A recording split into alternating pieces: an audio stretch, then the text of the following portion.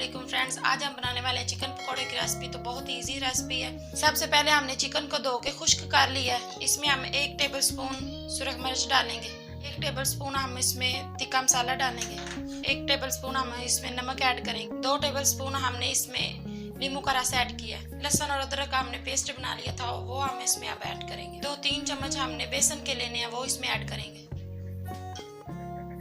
अब इसको मिक्स करना है अच्छी तरह।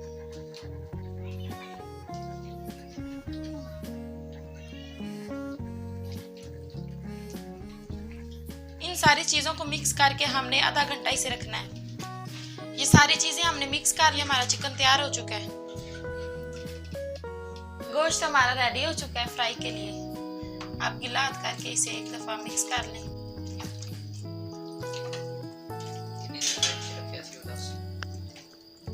आधा घंटा हमने इसे फ्रीज किया, अब हम इसे फ्राई करेंगे।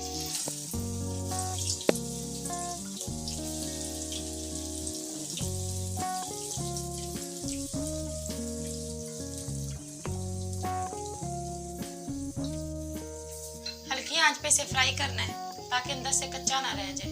इनकी साइड चेंज करनी है, 10-15 मिनट इसे फ्राई करना है। साइड इसकी चेंज करते रहें ताकि अच्छी तरह गल जाए। हमारा चैनल सब्सक्राइब करें और अपनी राय ज़रूर बताएं आपको हमारी रेसिपी कैसे लगती है। रेस्टोरेंट से भी अच्छा हमारा घर में तैयार होगा पकौड़ा। बहुत इजी तरीका है इसको बनाने का। बाहर की बजाय आप घर में चिकन पकौड़ा अच्छी तरह बना सकते हैं। बहुत मज़ेदार बनता है और अच्छा बनता है। 5 मिनट बाद इसे दोबारा फ्राई करेंगे तो बहुत ही स्पाइसी बन जाएगा। जो दूसरा फ्राई हमने करके रखा था, अब उसे 5 मिनट देंगे, बहुत ही मज़ेदार बनेगा।